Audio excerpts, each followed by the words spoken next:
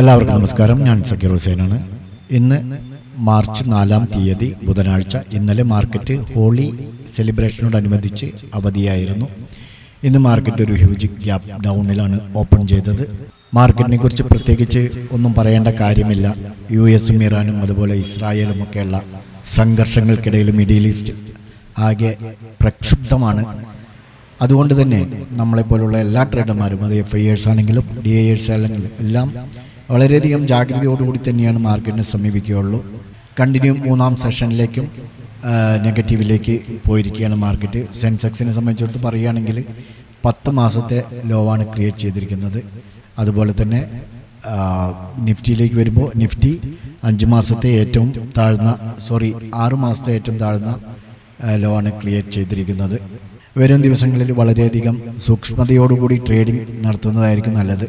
Middle ഈസ്റ്റിലെ ഈ യുദ്ധം ഒന്ന് അവസാനിക്കുന്നവരെ അല്ലെങ്കിൽ എന്തെങ്കിലും ഒരു തീരുമാനമാകുന്നത് വരെ നമ്മൾ ഇന്നൊക്കെ ചെയ്ത പോലെ ചെറിയ 1-2 ട്രേഡ് എടുത്ത്, ഓപ്ഷൻ ട്രേഡ് എടുത്ത് ഒരു ബൈ ഓപ്പർച്യൂണിറ്റിക്ക് വേണ്ടി വെയിറ്റ് ചെയ്യുന്നതായിരിക്കും നല്ലത്. ഇപ്പോൾ ഉള്ള ഓരോ ഇടിവും നമുക്ക് ഒരു ഓപ്പർച്യൂണിറ്റി ആയിട്ട് മാറ്റാൻ കഴിയണം. അത് സ്റ്റോക്കിലാണെങ്കിലും ഫ്യൂച്ചറിലാണെങ്കിലും എല്ലാം തന്നെ നമുക്കൊരു അവസരമായിട്ട് ഇതിനെ കണ്ടുകൊണ്ട് വേണം ഇനി വരും ദിവസങ്ങളിൽ മുന്നോട്ട് പോകാനായിട്ട്. അത്രയും കൈ തരിക്കുന്നവരാണെങ്കിൽ 1-2 ട്രേഡ്, ഓപ്ഷൻ ട്രേഡ് എടുത്ത് സൈലൻ്റായിരിക്കുന്നതായിരിക്കും ഏറ്റവും നല്ലത്. ഇന്ന് ഏകദേശം 500 പോയിൻറ്റിനടുത്ത് ഗ്യാപ്പ് ഡൗണിലാണ് ഓപ്പൺ ചെയ്തത്. പിന്നീട് ഇപ്പോൾ നിഫ്റ്റിയെ സംബന്ധിച്ചിടത്തോളം 385 പോയിൻറ്റ് നെഗറ്റീവിൽ 24,480 ക്ലോസ് ചെയ്തിരിക്കുന്നത്. അതുപോലെ സെൻസെക്സ് 1122 പോയിൻ്റാണ് ഇടിഞ്ഞിരിക്കുന്നത്, 79,116. Bank Nifty 1084 point. Bank Nifty ഇന്ന് നല്ല ഇടിവാണ് സംഭവിച്ചിരിക്കുന്നത്, 58,755 എത്തി നിൽക്കുന്നു. ഇനി ബ്രോഡർ മാർക്കറ്റിലേക്ക് വരികയാണെങ്കിൽ നിഫ്റ്റി മിഡ് ക്യാപ്പ് 2.2% ഇടിഞ്ഞിരിക്കുന്നത്. അതുപോലെ സ്മോൾ ക്യാപ്പും ഏകദേശം 2.1% ഇടിഞ്ഞിട്ടുണ്ട്. സെക്ടർ തിരിച്ച് നോക്കുകയാണെങ്കിൽ നിഫ്റ്റി മെറ്റലാണ് ഏറ്റവും ശക്തമായിട്ട് ഇടിഞ്ഞത്. തുടർന്ന് Nifty PSU bank, Nifty reality എന്നിവയും ഇന്ന് നെഗറ്റീവിലാണ് ക്ലോസ് ചെയ്തിരിക്കുന്നത്. ഇന്ന് ഒരു ഔട്ട് പെർഫോമൻസ് കാഴ്ചവെച്ചത് IT സെക്ടർ മാത്രമാണ്. IT ഇതിനു മുൻപ് ഗംഭീര ഇടിവിലായിരുന്നു. ഇപ്പോൾ ഒരു റിക്കവറി മോഡിലേക്ക് വന്നിട്ടുണ്ട്. നമ്മൾ കഴിഞ്ഞ 2 ദിവസത്തിന് മുമ്പുള്ള വീഡിയോയിൽ അത് പറഞ്ഞിട്ടുണ്ടായിരുന്നു. 50 സ്റ്റോക്കുകളിൽ ആകെ 4 ഇന്ന് പച്ച കത്തിച്ചത്. അതിൽ കോൾ ഇന്ത്യ 2.9%, ഭാരതി എയർടെൽ 1.75% നേട്ടമുണ്ടാക്കിയിട്ടുണ്ട്. ഏറ്റവും കൂടുതൽ ഇടിവ് നേരിട്ട് ടാറ്റ സ്റ്റീലാണ്, 6.77%. പിന്നീട് Tata Motors, SBI life insurance, Larsen turbo, JSW steel എന്നിങ്ങനെ 46ഓളം സ്റ്റോക്കുകൾ റെഡിലാണ് ക്ലോസ് ചെയ്തിരിക്കുന്നത്. ഇപ്പോൾ നിഫ്റ്റിയുടെ ഇമ്മീഡിയറ്റ് സപ്പോർട്ട് 24,300, അതുപോലെ 24,200 ഈ റേഞ്ചിൽ പ്ലേസ് ആയിട്ടുണ്ട്.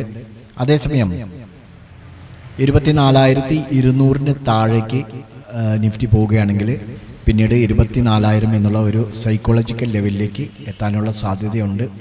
ഇപ്പോൾ ഇമ്മീഡിയറ്റ് റെസിസ്റ്റൻസ് ആയിട്ട് 24,600 ഇന്നത്തെ ഹൈയാണ്. 24,600 എന്നുള്ളത് ഇമ്മീഡിയറ്റ് റെസിസ്റ്റൻസ് ആയിട്ട് ആക്ട് ആയിട്ടുണ്ട്. അതേസമയം 24,900, 25,000 എന്നുള്ള ഈ ഒരു സോണിൽ ഒരു സ്ട്രോങ് സപ്ലൈ സോണായിട്ട് റിയാക്ട് ചെയ്യുന്നുണ്ട്. ഇത് പോസിറ്റീവ് സെൻറ്റിമെൻറ്റ്സ് റിക്കവർ ചെയ്യുന്നതിന് വേണ്ടിയിട്ട് 25,000 എന്നുള്ള ഈ ഒരു സോണിന് മുകളിൽ ഡേ ക്യാൻഡിലെങ്കിലും ക്രോസ് ചെയ്യേണ്ട അത്യാവശ്യമായി വന്നിരിക്കുകയാണ്. മൊമെൻറ്റം ഇൻഡിക്കേറ്റേഴ്സ് എല്ലാം തന്നെ ലോ സൈഡിലാണ് ഉള്ളത്. RSI ഓവർസോൾഡ് ടെറിട്ടറിക്ക് സമീപമാണ് നിൽക്കുന്നത്. അതേസമയം MACD നെഗറ്റീവ് സോണിൽ കണ്ടിന്യൂ ചെയ്യുന്നുണ്ട്. ഇത് സൂചിപ്പിക്കുന്നത് മാർക്കറ്റ്, അതായത് നിഫ്റ്റി താഴത്തേക്ക് നീങ്ങുന്നതായിട്ട് കാണപ്പെടാമെങ്കിലും, അല്ലെങ്കിൽ താഴത്തേക്ക് നീങ്ങുന്നതായിട്ടാണ് നമ്മൾക്ക് കാണുന്നതെങ്കിലും, ഇത് ഒരു സസ്റ്റെയിൻ ആവണമെങ്കിൽ കണ്ടിന്യൂ ഇവിടെ ഒരു ബൈയിങ് പ്രഷർ ഫോമായി വരേണ്ടതുണ്ട് എന്നുള്ളതാണ്. അതുവരെ മാർക്കറ്റ് വളരെയധികം ശ്രദ്ധാപൂർവം നമ്മൾ വാച്ച് ചെയ്യേണ്ടതുണ്ട്.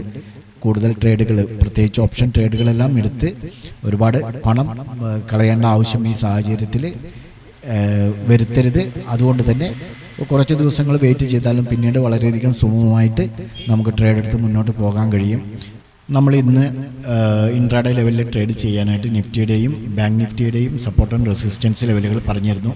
നമുക്ക് തീർച്ചയായും അത് ട്രേഡ് ചെയ്യാനുള്ള ഒരു സാഹചര്യം ലഭിച്ചിട്ടുണ്ടായില്ല. കാരണം ഒരു ഹ്യൂജ് ഗ്യാപ്പ് ഡൗണിലാണ് ഓപ്പൺ ചെയ്തിരുന്നത്. അതുകൊണ്ട് തന്നെ നമുക്ക് നിഫ്റ്റിയിലാണെങ്കിലും ബാങ്ക് നിഫ്റ്റിയിലാണെങ്കിലും ട്രേഡ് എടുക്കാനുള്ള ഒരു ഓപ്പർച്യൂണിറ്റി ലഭിച്ചിട്ടുണ്ടാവില്ല. ഇത് ബാങ്ക് നിഫ്റ്റിയുടെ ചാർട്ടാണ്. നാളെ നമുക്ക് ഇതിന് താഴെ 58,380 താഴെ പോവുകയാണെങ്കിൽ ഡൗൺ സൈഡിലേക്ക് ബാങ്ക് നിഫ്റ്റിയിൽ എൻട്രി എടുത്ത് പോകാം. ഗ്യാപ്പ് ഡൗണിലാണ് ഓപ്പൺ ചെയ്യുന്നതെങ്കിൽ ഒന്നും പറയാൻ വയ്യ, നമുക്ക് അതിൻ്റെ ആ സാഹചര്യത്തിനനുസരിച്ച് ട്രേഡ് എടുത്ത് മുന്നോട്ട് പോകുന്നതായിരിക്കും ഉചിതം.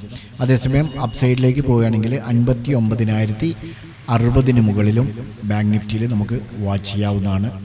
നിഫ്റ്റിയിലേക്ക് വരുമ്പോഴും നമുക്ക് നമ്മുടെ സപ്പോർട്ട് ലെവലിന് അടുത്ത് വരെ എത്തിയെങ്കിലും ഇന്നൊരു ഗ്യാപ്പ് ഡൗൺ ഓപ്പണിംഗ് ആണ് നടന്നത്. അതുകൊണ്ട് തന്നെ ഈ നിഫ്റ്റിയിൽ നമുക്ക് എൻട്രി ലഭിച്ചിട്ടില്ല. നാളെ ഈ ഒരു 24,300 നമുക്ക് താഴത്തേക്ക് പോവുകയാണെങ്കിൽ അവിടെ നിന്നും ഡൗൺ സൈഡിലേക്ക് എൻട്രി എടുത്ത് പോകാം.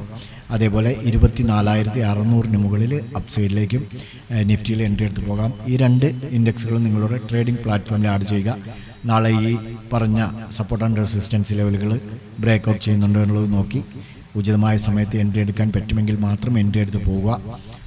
ഞങ്ങളുടെ ചാനൽ സബ്സ്ക്രൈബ് ചെയ്തിട്ടില്ലെങ്കിൽ ഇപ്പോൾ തന്നെ സബ്സ്ക്രൈബ് ചെയ്യാൻ ശ്രമിക്കുക. അതോടൊപ്പം വീഡിയോ ഒന്ന് ലൈക്ക് ചെയ്യണേ. മാത്രമല്ല, നിങ്ങൾ ഞങ്ങളോടൊപ്പം ട്രേഡ് ചെയ്ത് മുന്നോട്ട് പോകാൻ താല്പര്യമുണ്ടെങ്കിൽ താഴെ ഡിസ്ക്രിപ്ഷനിൽ ടെലിഗ്രാം ചാനലിൻ്റെ ലിങ്കുണ്ട്, അതിലും ജോയിൻ ചെയ്യാവുന്നതാണ്. നാളെ നല്ലൊരു പ്രോഫിറ്റബിൾ ഡേ ആവട്ടെ എന്ന് ആശംസിച്ചുകൊണ്ട് നിർത്തുന്നു. ബൈ.